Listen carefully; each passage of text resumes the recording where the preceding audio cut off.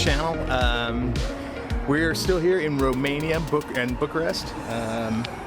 Yeah, it's the weekend here in town, and it is surprisingly quiet around this city. Cool thing is a lot of the major streets get shut down and turn into pedestrian streets on the weekends, which is really nice. You get a little bit of a different perspective of the city and things around. Today we're starting out right here behind me at Revolution Square. It was originally actually called the Palace Square, but after 40 years of communism in 1989, as you probably know, there was a revolution here, and on that day they decided to change the name of the Palace Square to the Revolution Square. Right in the center of Revolution Square is a statue of King Carol riding a horse. Now that was destroyed by the communists in 1948. I guess they didn't like the idea of a king being put up on a pedestal. However, in 2010, it was recommissioned and reinstalled, and yeah, we're gonna go check that out. And then, beautifully for us, right across the street is our first real stop of the day. So let's go check out Revolution Square.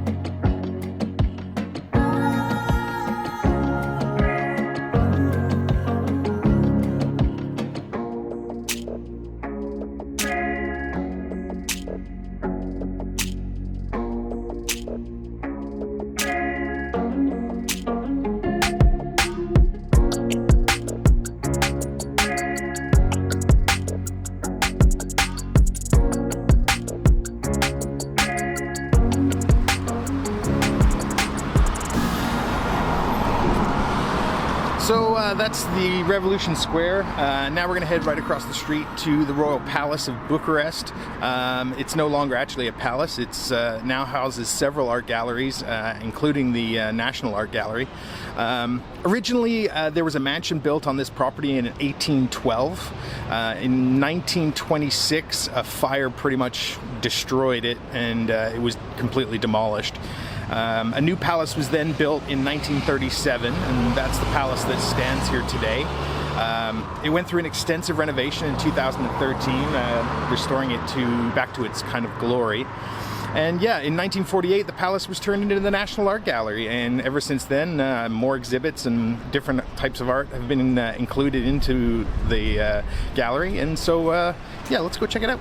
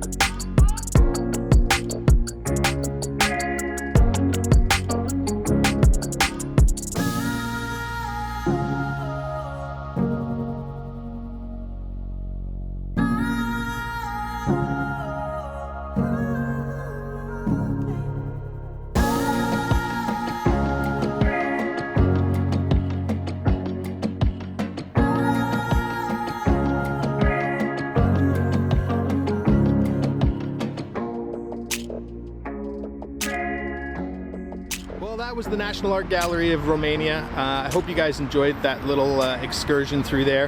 Have I been to better art galleries in the world? Yeah, definitely. Is it worth checking out? I think so. I will say that the collection isn't overly diverse. I would say the vast majority of what they have in there is of a religious nature. But yeah, the interiors of both the palace and the rest of the building is pretty cool unto itself, so definitely worth checking out. A couple of things that I would say to the art gallery. One, my OCD, please hang your pictures straight, because many of them were like really crooked. And the other thing that I would say that could really use improvement in there is the lighting. There were several paintings and stuff where the lights were on such weird angles that they created these horrible shadows and casts and things over the actual artwork itself, making it really hard to sort of highlight it and show it off as well as it could be. But other than that, yeah, I enjoyed it. I thought it was worth seeing. But now we got to move, because my Google map is telling me that our next spot is about an hour and 15-minute walk from here. So yeah, I got to get my feet going and get moving. So let's go.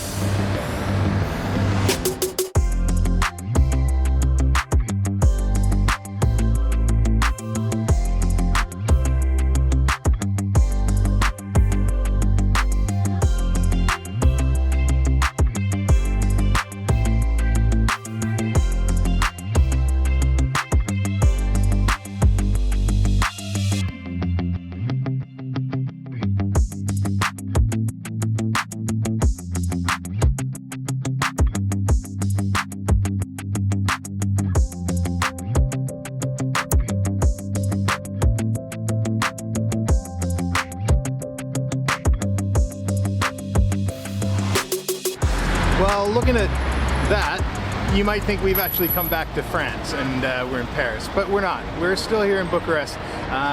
That's the Triumphal Arch.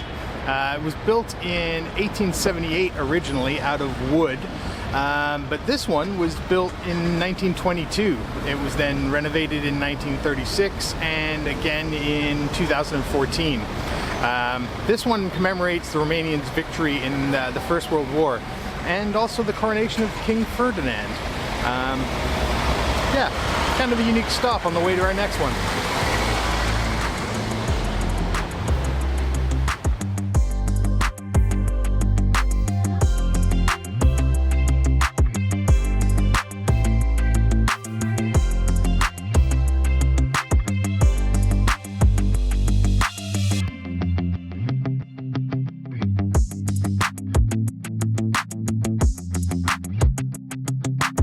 So we're now walking through King Michael I's park, heading actually to our next stop. I thought it'd be nice to walk through the park instead of walking along the street. It was created in 1936. It's 187 hectares. 74 hectares of that is actually a man-made lake, which is supposedly pretty nice. So looking forward to going to see that. It's had several names over its life. Initially it was called King Carol Park, then it was called the National Park, then it was called Stalin Park, and then it was called Herstro Park. It's now called King Michael I's Park after his passing in 2017. Supposedly there's lots of like statues and busts around the park to check out, so hopefully we'll find some of those. So yeah, let's go for a walk through the park and get to our next place.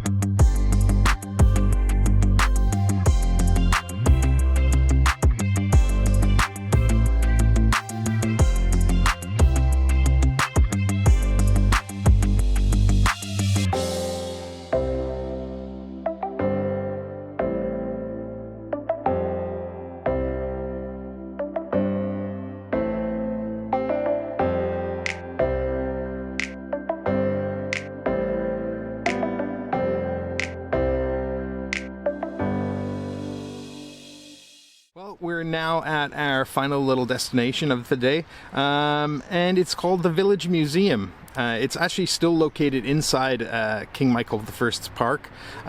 It was created by folklorist and sociologist Dimitri Gusti in 1936, I believe. What he did was he went all over Romania, and he brought 272 different farmhouses and regular houses from all over the country. He dismantled them, brought them here, and then rebuilt them as an exhibition to Romanian village life from all over the country. It sits on about a 50-acre plot of land right inside the park. And a weird fact is that this place was actually used in the Second World War as a refugee camp. So people actually lived in here for a period of time, which is pretty bizarre. But yeah, I'm looking forward to getting a little glimpse into what Romanian life, village life, must have been like, you know, back in 1936 and earlier. So yeah, let's go take a look around.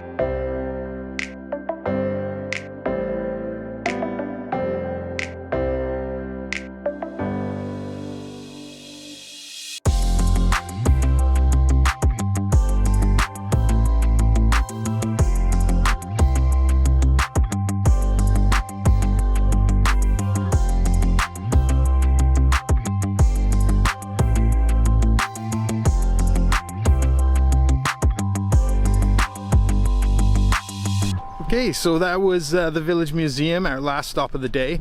I hope you enjoyed that. Pretty interesting place, kind of cool to check out the different buildings from all over Romania.